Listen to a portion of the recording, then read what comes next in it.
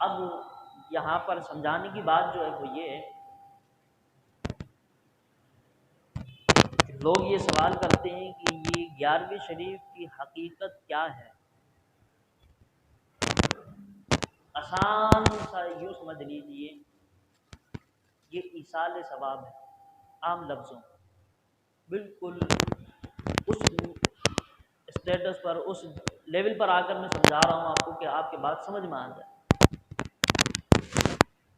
ایصال ثواب جو کہ قرآن و حدیث سے ثابت ہے۔ اب اگر کسی کو حضور سیدنا غوث اعظم رضی اللہ تعالی عنہ کا لنگر تقسیم کیا جائے، کھلانے کو کہا جائے، کھانے کو کہا جائے، تو سوال یہ آتا ہے کہ یہ حرام ہے، یہ ہم نہیں کھائیں گے۔ اور یہ یاد رکھ لیجئے، یہ جاہلوں کا طریقہ ہے۔ اللہ رب العالمین نے اس بات کو ذکر فرمایا ہے کہ جو چیز میں حرام کر دوں وہ تمہارے لیے حرام ہے، جو چیز میں تمہارے لیے حلال کر دوں وہ تمہارے لیے حلال ہے۔ تم کون ہوتے ہو کہ اپنی طرف سے حلال اور حرام کرنے والے؟ یہ اللہ کا قرآن کا فیصلہ ہے۔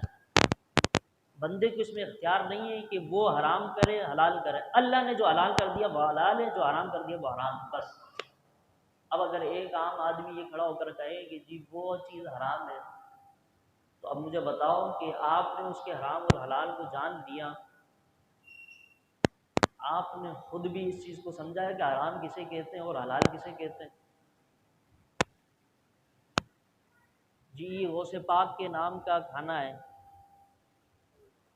یہ حرام ہے۔ غوث پاک کے نام کے کھانے کو حرام کہا جاتا ہے، جبکہ دولہے کے ولیمے کے کھانے کو حلال کہا جاتا ہے۔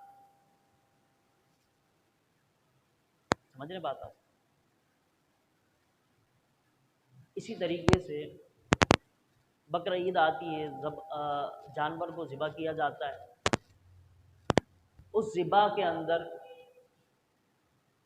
آپ کی نیت کیا ہوتی ہے؟ اللہ کا قرب، اس کا ذریعہ، اس کا تقرب پانے کے لیے قربانی کی جاتی ہے، اس کی رضا حاصل کرنے کے لیے قربانی کی جاتی ہے، سنت ابراہیمی ادا کرنے کے لیے قربانی کی جاتی ہے۔ اور نام کس کا ہوتا ہے؟ میرے باپ کا، فلاں کا، فلاں کا، فلاں کا۔ آیا وہ حرام نہیں ہوا؟ مسئلہ یہ ہے کہ اگر جانور کو ذبح کرتے وقت کسی غیر اللہ کا نام لیا جائے، اس صورت میں جانور حرام ہوگا۔ مثلا کہ ایک جانور کو ذبح کیا، بسم اللہ پڑھے بغیر، اللہ اکبر پڑھے بغیر، شیخ عبد القادر جیلانی کے نام سے، حیدرآباد کے سفینہ کے نام سے، خواجہ کے نام سے، بابا فرید کے نام سے، پاک پدن کے نام سے، فلاں کے نام سے، فلاں کے نام سے جانور ذبح کیا، اللہ کا نام ہٹا دیا، بالکل کچھ ذکر ہی نہیں کیا، اور کسی غیر اللہ کا نام لے کر جانور اگر ذبح کیا جائے تو اس صورت میں وہ جانور حرام ہوگا۔ ایسے کھانے کو حرام قرار دیا گیا ہے۔ اب جس پر نام ہی اللہ اکبر کہا جا رہا ہو، بسم اللہ پڑھ کر ذبح کیا جا رہا ہو، تو پھر وہ کھانا حرام کیسے ہوگا؟ جانور قربانی کا جب ہم ذبح کرتے ہیں، یہی ہم کہتے ہیں اللہ اکبر، بسم اللہ، دعا پڑھتے ہیں، لیکن یہ نہیں کہتے کہ باپ کا نام لے دیا، ماں کا نام لے دیا ذبح کرتے وقت، یہ نہیں۔ اسی طریقے سے کھانا سامنے رکھ کر سوال ہوتا ہے کہ کھانا سامنے رکھ کر جو ہے وہ آپ پڑھتے ہیں، دعا کرتے ہیں اور نام لیتے ہیں، یہ بھی شرک ہے، یہ بھی گناہ ہے، یہ بھی ناجائز حرام ہے۔ تو مجھے بتاؤ ایسا کون سا بے وقوف ہے جو کھانا سامنے رکھے اور بسم اللہ پڑھ کر کھانا نہ کھائے؟ بسم اللہ پڑھ کر سبھی کھانا کھاتے ہیں، تو وہاں بھی بسم اللہ پڑھی جا رہی ہے، یہاں بھی بسم اللہ پڑھی جا رہی ہے، اور وہاں تو صرف بسم اللہ پڑھ رہا ہے، یہاں تو اللہ کے قرآن کی کئی آیتیں پڑھ رہا ہے۔ اب وہاں پر جو سامنے رکھ کر قرآن مجید پڑھا جا رہا ہے، فاتحہ خوانی کی جا رہی ہے، وہاں پر حرام ہے، اور جب کھانا خود گھر کے اندر لے کر بیٹھے تو وہ حلال ہے۔ فرمایا گیا ایصال ثواب حقیقتاً عام لفظوں میں، مختصر لفظوں میں، جامع لفظوں کے اندر ایصال ثواب کا نام ہے بس۔ اور ایصال ثواب قرآن و حدیث سے ثابت ہے۔ اب دوسری بات یہ، غوث الاعظم المدد کہا جاتا ہے یا علی مدد کہا جاتا ہے یا اللہ مدد کہا جاتا ہے، اور یہ یاد رکھیں یا اللہ بھی مدد کہا کرو، اور یا رسول اللہ بھی کہا کرو، یا علی مدد بھی کہا کرو، یا غوث الاعظم یا دستگیر المدد بھی کہا کرو۔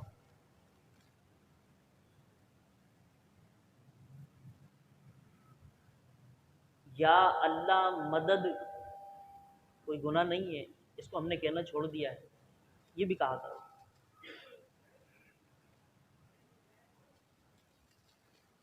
اب یہ جو یا علی مدد یا غوث الاعظم المدد کہتے ہیں، اس کا کیا مطلب ہے؟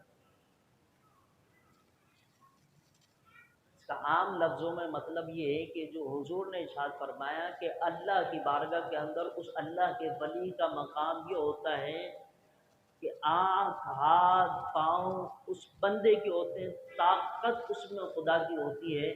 حال یہ ہوتا ہے کہ اگر بیٹھا وہ حیدرآباد کے اندر بھی ہو تو پھر وہ کراچی کی خبر رکھ رہا ہوتا ہے، اس کی آنکھوں کے اندر اللہ کی تجلیات کا اتنا اثر ہوتا ہے۔ غوث الاعظم المدد، اللہ کے علاوہ کسی غیر اللہ سے مدد مانگنا یہ شرک ہے۔ اللہ کے علاوہ کسی غیر اللہ سے مدد مانگنا یہ شرک ہے۔ یہ اس صورت میں شرک ہے جب کہ اللہ کے بندے کو یہ سمجھ کر کہ جیسا اللہ ہے ویسا ہی یہ ہے، یہ شرک ہے۔ جیسا اللہ مدد کرتا ہے ویسی ہی یہ مدد کرتا ہے، یہ شرک ہے۔ اللہ کی دی ہوئی طاقت سے یہ مدد کرتے ہیں، یہ شرک نہیں ہے، یہ ہمارا عقیدہ ہے۔ اب اگر کوئی سر کھجانے والا، سر کٹوانے والا، اب کوئی اگر پاگل ہمارے متھے لگ جائے تو ہمارا تو قصور نہیں ہے اس میں۔ ہمارا جو عقیدہ ہے الحمدللہ قرآن اور حدیث سے ثابت ہے۔ ہم وسیلے کے بھی قائل ہیں، اور وسیلہ بھی قرآن کے اندر موجود ہے۔ فرمایا گیا ہے کہ اگر، اور حضور فرماتے ہیں کہ میری امت میں شرک ہوگا ہی نہیں، یہ حضور کا قول ہے کہ میری امت شرک میں مبتلا نہیں ہوگی۔ اب یہ ایک عام آدمی خامخواہ شرک کے فتوے لے کر آ گیا، شرک شرک شرک شرک، حضور کہہ رہے ہیں شرک ہی نہیں ہے۔ اب مجھے بتاؤ تم نبیوں کی بات مانو گے یا امتیوں کی بات مانو گے؟ حضور فرما رہے ہیں میری امت میں شرک نہیں ہے، میری امت میں شرک نہیں ہے۔